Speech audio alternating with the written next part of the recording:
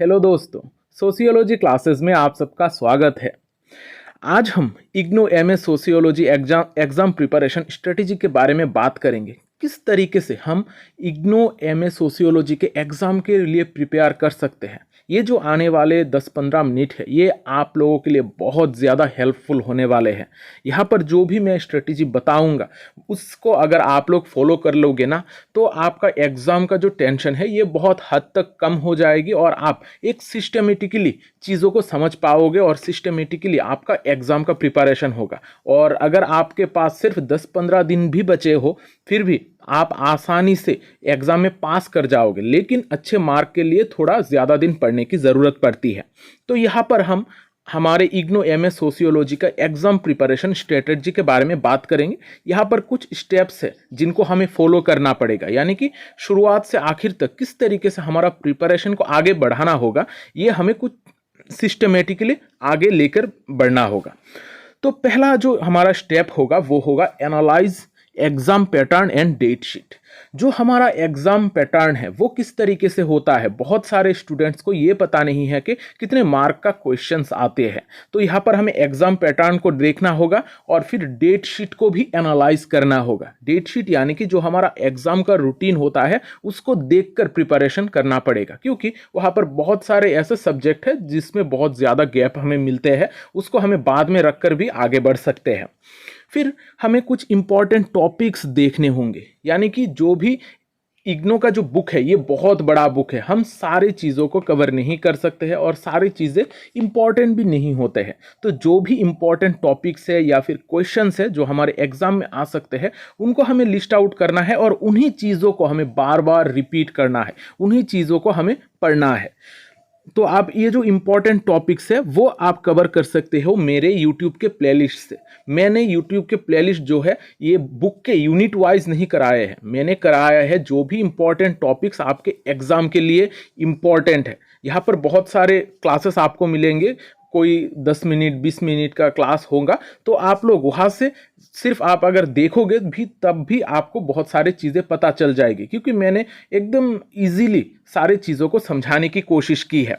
फिर YouTube playlist देखने के बाद आपको नोट्स प्रिपेयर करने होंगे, क्योंकि सिर्फ अगर आप देख लोगे तो आपके पास नोट नहीं रहेगा, तो बार बार आपको वो वीडियोस रिपीट करनी पड़ेगी। तो थोड़ा बहुत पढ़ने की भी तो ज़रूरत है, क्योंकि एग्ज़ाम में आपको लिखना भी होगा, सिर्फ समझने से नहीं होगा, तो थोड़ा बहुत पढ़ने की ज़रूरत है। तो आप लोग नोट्स प्रिपेयर कर सकते हो या फिर मेरे जो YouTube का प्लेलिस्ट है उसका पीडीएफ ऑलरेडी अवेलेबल है, आप लोग पीडीएफ खरीद सकते हो, पीडीएफ खरीद कर आसानी से आपका प्रिपरेशन कर सकते हो। और आखिर में आपको इंपॉर्टेंट पॉइंट्स लिस्ट आउट करने हैं, यानी कि एक छोटा सा नोटबुक लेना है, वहाँ पर आप जो भी इंपॉर्टेंट पॉइंट्स है इस टॉपिक के रिलेटेड वो सिर्फ इंपॉर्टेंट पॉइंट्स नोट डाउन कर लीजिएगा, क्योंकि एग्जाम से पहले अगर आप इसको भी रिवाइज कर लोगे तो आपके दिमाग में बैठ जाएगा कि आप एग्जाम में क्या करने वाले हो। तो अब ये जो स्टेप्स है इसको हम थोड़ा अच्छी तरीके से समझने की कोशिश करते हैं कि यहाँ पर हम कौन सी स्ट्रेटेजी को फॉलो करेंगे। पहला है हमारा एग्जाम का पैटर्न।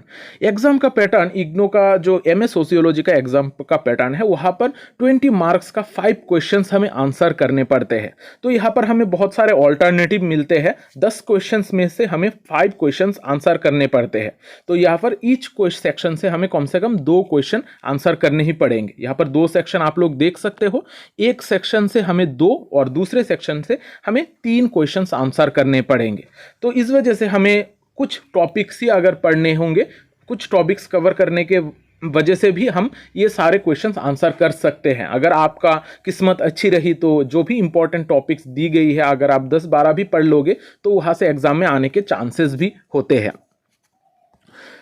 अब यहाँ पर हम देखते हैं डेट शीट। डेट शीट यानी कि हमारा जो एग्ज़ाम का रूटीन है, इस बार दिसंबर 2024 का जो रूटीन है वहाँ पर आप देख सकते हो, ये फर्स्ट ईयर का रूटीन है, जहाँ पर MSO 001 9 दिसंबर को है, फिर 11 दिसंबर को 003, 12 दिसंबर को 004 और 30 दिसंबर को है MSO 002।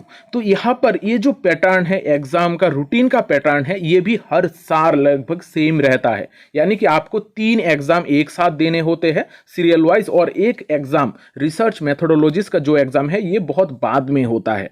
तो ये जो रिसर्च मेथोडोलॉजीज का एग्जाम है ये आप लोगों को अभी प्रिपेयर नहीं करना है। यानी कि ये आप, अगर आपके पास वक्त नहीं है, आप दिसंबर 2024 में अपना एग्जाम देने वाले हो, तो इस बुक को अभी मत पकड़िएगा। बाकी जो बुक्स है उसको आप लोग देखो, उसको आप प्रिपेयर करो। लेकिन अगर आपने अभी तक एकदम कुछ भी प्रिपेयर नहीं किया है, सिर्फ इंपॉर्टेंट टॉपिक्स का लिस्ट देखना, इंपॉर्टेंट टॉपिक्स जो भी मैंने कराए हैं उसको वीडियो के फॉर्म में देखना, आप एग्जाम में आराम से पास हो जाओगे। लेकिन आपको अभी से जो डेट है आपका एग्जाम का, उस वक्त तक कॉन्सिस्टेंटली पढ़ाई करनी होगी और सिस्टमेटिकली चीज़ों को पढ़ना भी होगा।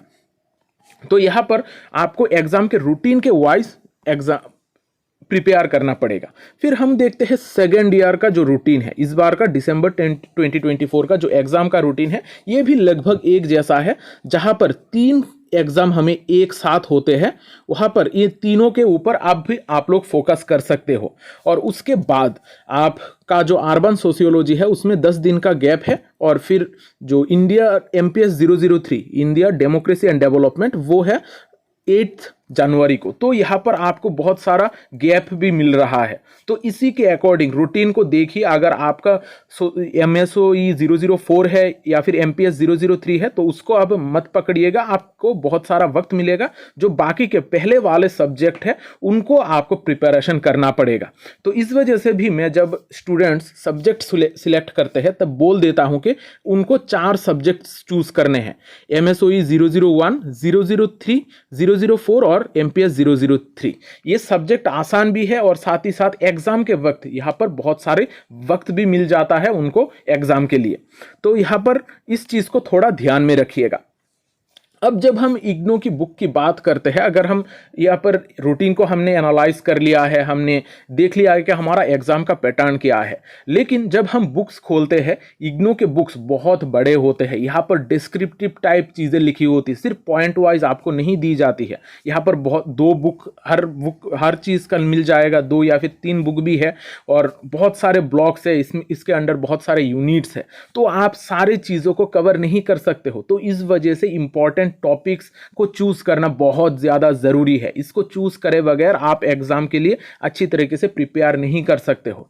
तो यहां पर आप लोग देखोगे कि मेरे प्लेलिस्ट पे ही, हर प्लेलिस्ट पे उस सब्जेक्ट का आपको इंपॉर्टेंट टॉपिक्स का लिस्ट मिल जाएगा। तो इंपॉर्टेंट टॉपिक्स का लिस्ट आप लोग थोड़ा देख लीजिएगा।